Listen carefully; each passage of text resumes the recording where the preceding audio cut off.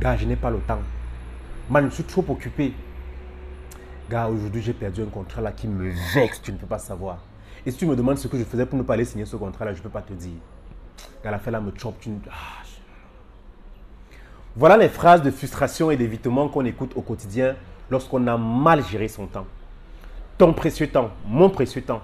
Comment le gérer de façon efficace? On en parle juste après.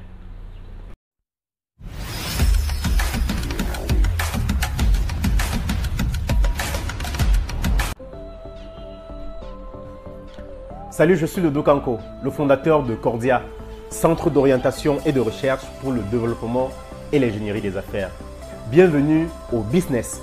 C'est ce nouveau programme qui te permet de vivre amplement, mais surtout passionnément, tes idées, tes projets, tes entreprises, dans un monde où on parle de plus en plus de crise et de moins en moins d'argent. Alors si tu nous rejoins pour la première fois ou si tu nous rejoins pour à l'instant, voici notre credo. Parce que chaque réussite commence par la volonté d'essayer. Alors je m'engage à essayer jusqu'à ce que réussite s'en suive. C'est bon? Tu l'as répété? Let's go!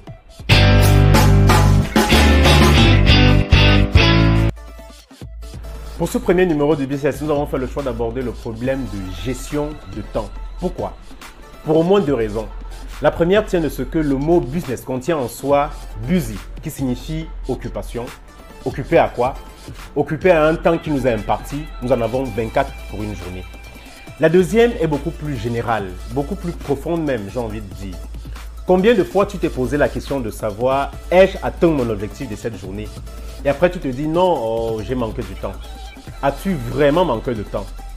Voici 5 stratégies que tu peux appliquer pour gérer efficacement ton temps et te dire en soirée, je suis fier d'avoir passé cette journée de travail.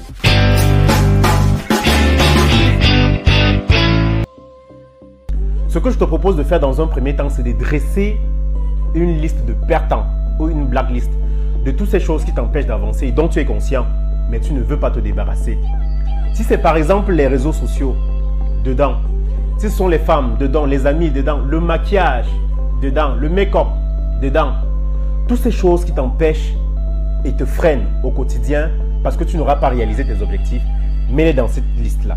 Si également il t'arrive de vouloir t'accaparer d'un certain nombre de travail, d'un certain nombre de projets, confie-les, mets-les dans cette liste. Tout ce que tu peux confier, tout ce que tu peux déléguer, c'est important. Ça te permet de te retourner vers des choses beaucoup plus intéressantes, des choses beaucoup plus prioritaires.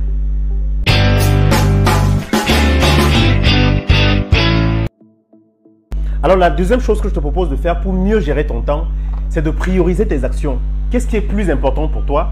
Qu'est-ce qui est moins important? Qu'est-ce qui est plus urgent? Qu'est-ce qui est moins urgent? Alors généralement, pour me défaire de ce questionnement, ce que je fais, c'est l'analogie entre la gestion financière et la gestion du temps. Alors je me dis, si je devais dépenser autant d'argent dans cet objet que je voudrais acheter, est-ce que je peux dépenser autant de temps dans cette action que je voudrais mettre? Une fois que j'ai trouvé mon parallèle, une fois que j'ai trouvé ma réponse, je sais désormais ce qui est prioritaire pour moi. Et c'est de là que je commence pour terminer à ce qui est moins prioritaire, à ce qui est moins urgent.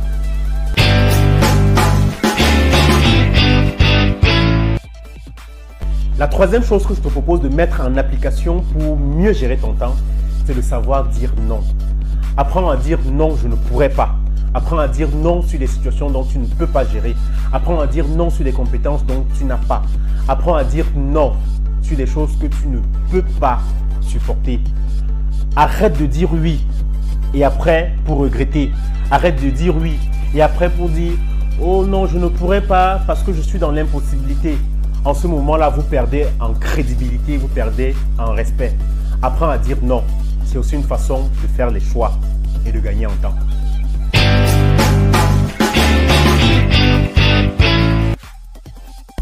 La quatrième chose que je te propose de faire, c'est de rester dans l'action. Focus dans l'action.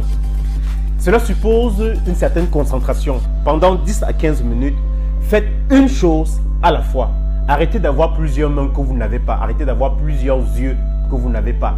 Restez dans l'action de façon concentrée pendant une période déterminée. Allez-y progressivement. Prenez d'abord 10 à 15 minutes, 20 à 30, ainsi de suite. Restez focus. L'autre chose, c'est d'arrêter de procrastiner. Arrêtez de dire non, je vais faire demain, je vais renvoyer à demain. Ce que vous avez à faire aujourd'hui, faites-le. Ça vous rend beaucoup plus efficace, ça vous rend beaucoup plus productif et ça vous fait gagner aussi en temps. Et c'est ça aussi, savoir gérer efficacement son temps.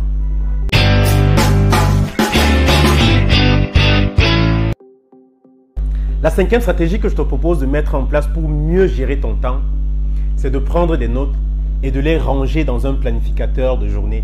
Oui, un planificateur de journée. Tu as beau avoir une mémoire d'éléphant, mais quelque chose d'important finira toujours par t'échapper.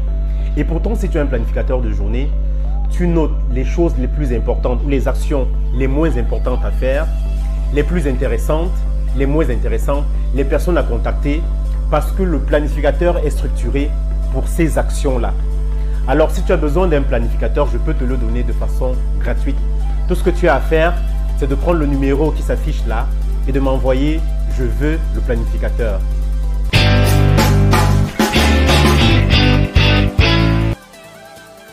Voilà, je viens de partager avec toi les 5 stratégies que j'utilise moi-même pour mieux gérer mon temps. Ça me permet d'être plus efficace, plus productif. Parmi ces 5 stratégies, quelle est la stratégie qui t'a le plus marqué, qui t'a le plus accroché? Si toi également tu as une stratégie à partager avec nous, n'hésite pas de le mettre en commentaire.